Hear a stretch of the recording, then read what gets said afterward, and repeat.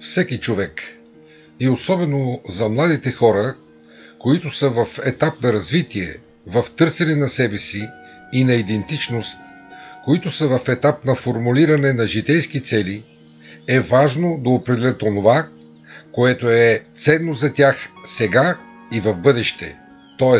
да знаят кои са техните ценности. Работата е там, че повечето млади хора не знаят и дори не се замислят върху това.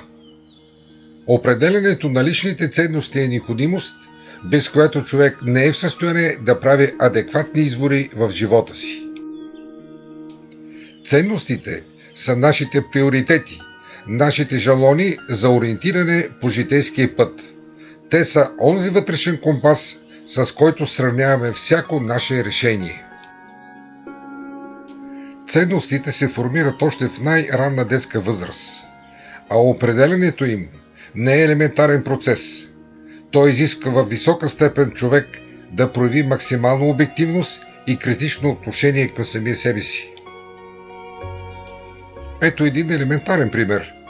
Вземете двама души, които са на една и съща възраст, с еднакво образование, възпитание, професионален опит и на двамата се предлага една и съща длъжност за работа и за плащане.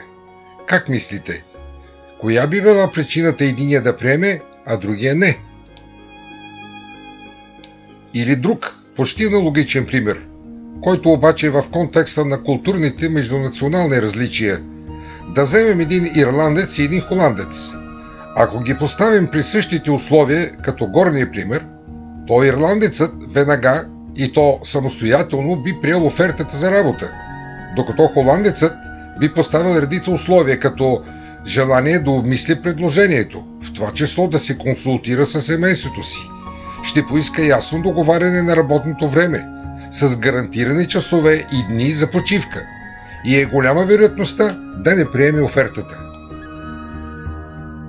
И в двата примера различните решения се дължат на различни ценностни ориентации, на различни приоритети в ценностната система на персонажите.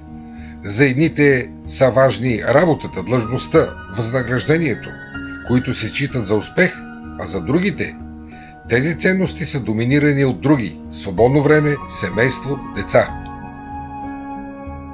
Когато човек е наясно с ценностите си, той е способен с лекота да прави избори и да взима решения, които са в унисон с неговата вътрешна същност. Когато човек е наясно с ценностите си, той е способен с лекота да отхвърли онова, което противоречи на неговите нагласи, а резултатите от неговите избори винаги ще му носят удоволствие и хармония. Как да определим ценностите си? При определене на ценностите много хора допускат една съществена грешка, опитвайки се да определят кое в живота им е важно и ценно и кое трябва да постигнат или запазят. Те приемат своите желания, своите надежди и мечти автоматично за ценности. Например, ако на върхът на скалата от ценности сте поставили здраве, което често се случва, а същевременно не се грижите за здравето си, не спортувате, не поддържате здравословно хранене, не посещавате профилактични прегледи и така нататък, то е очевидно, че здравето като ценност не е важно за вас. За какво да похарча живота си? Е вид упражнение от серията игри аукциони, които намират широко приложение в образователните институции, когато се касае за избор на ценности. В психологическата и педагогическа литература могат да бъдат намерени различни модификации, които са адаптирани за деца и за младежи. Предложеният ви вариант е за ученици от 4-5 клас и нагоре. Всички подходи, базиращи се на тази техника, създават условия, при които учениците са свободни да правят самостоятелни избори на важни и ценни за тях артикули или стоки, под чието наименование в играта се подвизават ценностите.